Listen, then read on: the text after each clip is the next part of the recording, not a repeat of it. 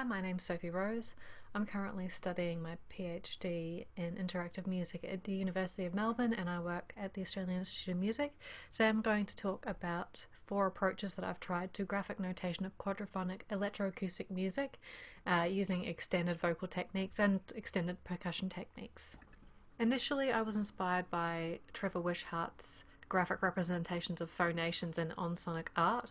I used alternative scoring for a suite of 4 works called Vowels and Retrograde. The 4 pieces inside of that were called Barren, Ferns, Chaos and Smother. And I'll be discussing 2 of them in this talk as they are the most different from each other in the set. The pieces use quadrophonic audio, extended vocal techniques and extended percussion techniques. The challenges for the notation of these works were notating the spatial music that I was using in the quadrophonic audio setup, and how I was going to notate extended vocal techniques and extended percussion techniques, particularly for performers who could not read traditional Western notation fluently. I looked at a wide array of notation techniques from ancient music to modern music. Some of those included text-based, for example, Sage Harlow and Pauline Oliveros, artwork and image-based, for example, Catherine Schieve, ancient scoring methods, and also works where there was a mixture of notation types such as Anis Parastasis 3, The Pianist by Yannick Christou. I found that pragmatic approaches were more suitable for me because they allowed me flexibility with what I notated and how I notated it and what was discussed in rehearsals versus what was actually written down. The most interesting part about the works was that I ended up scoring them accidentally as how I viewed them in their landscape. So Barren was really abstract, and the piece itself is quite abstract both in sound and in the artwork. Ferns was much more literal, and I used pictures to denote different sounds. Some things were simple, these were bowed symbols. Smother's score had a really muted colour palette and the audible frequencies were almost entirely damped, and chaos seemed just like a mass of information flying past at any one time, which mirrored the mindset found in my inspiration for the piece. I brought prototype scores to rehearsals. They started off as table-based scores, so it would be time and then sound. I discussed the scores with my performers and refined the scores with their feedback. I trialed other notations and approaches either on my own or with one other person. Some examples of that were scoring by breath length or attention span. You can see on the right here there's a small excerpt of the Smother score. I used Microsoft Word to draft my ideas. I also used paper-based solutions. I used AutoStitcher to combine photos of my physical scores. I used Inkscape to generate the scores for Chaos and for Smother. I then used Score Creator, which is an application for your laptop or desktop, to generate ScorePlayer files, and those ScorePlayer files were distributed and used on Decibel ScorePlayer. The technical problems that I was solving with these technologies were how to read and reproduce the graphic scores so that they might be read by 5 people comfortably and simultaneously, how to represent extended vocal techniques and throat singing techniques, and also how to organize spatial music so that it could be reproducible and easily read. Chaos was a text-based score, and I used symbols and lines to shape the sounds. Font had different meanings, and I used hyphens and a smattering of symbols like the square that you see and diagonal lines to instruct players. Everything else was written in plain language. Because of the heavy use of plain language, the score was really information dense.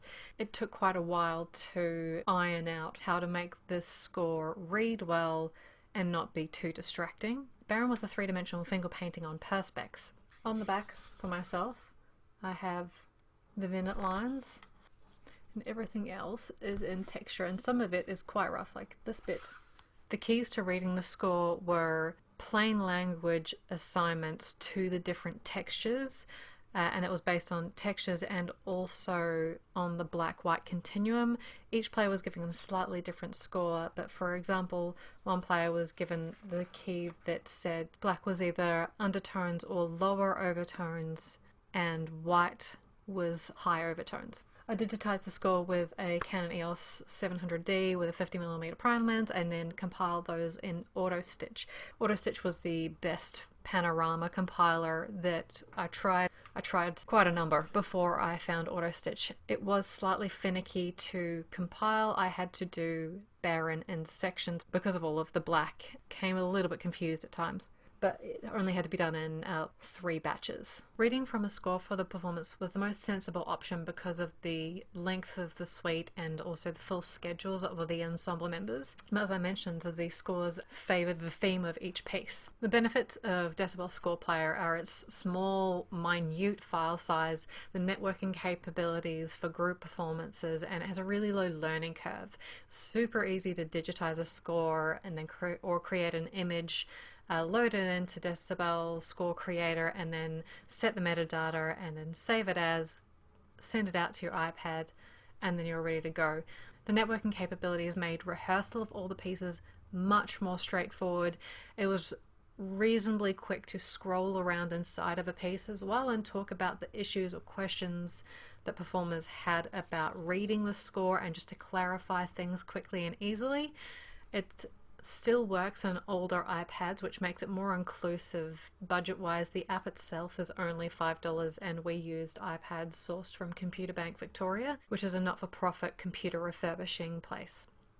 Having the ability to use it on Android would be amazing because then you could probably use it on your phone. The disadvantages were the length of the scores because they had a maximum duration of about 15 minutes, 59 seconds. You can change that inside of the app, but you can't do it from Score Creator, meaning that you have to change it every single time you perform that piece. During the rehearsals, I managed to do that every time smoothly with no hiccups, but in the adrenaline of the live performance, I forgot to change the duration and had to scramble to fix it. I only realized about 2 minutes into the piece, so I had to stop the scroll, return to the beginning, change the duration, recheck that all of the computers were still connected because I'd made some changes, then start the score again and then guess where I had to be in the score. I managed to get it within about 5 seconds, which is a pretty narrow margin of error. That was helped by the fact that that piece was really slow moving and textural. The other technologies that I used were open source or had free versions that you could use. Again, AutoStitch was the best photo compiler that I had seen. It's fast and easy and relatively intuitive compared to quite a few of the other ones which were not. Inkscape has some problems on OS X because it wants you to use Windows and Linux key commands, but otherwise it's a very easy way to set out graphic scores, especially if you prefer the text-based approach with simple lines. Using different types of notation is really interesting because it blends freedom for the performers with the intent of the composer. There's an integral aspect of chance even in any kind of rigidity because there's a chance that trained musicians might forget what something means, whereas they probably wouldn't if it was sheet music.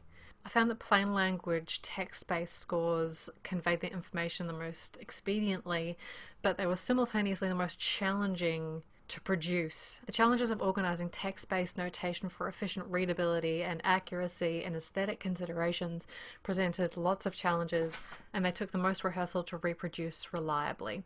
Text-based notation was the most time-consuming to construct on the computer, and chaos was the most difficult to notate because there was so much text that needed to be proofread and there's no spell checker inside of Inkscape.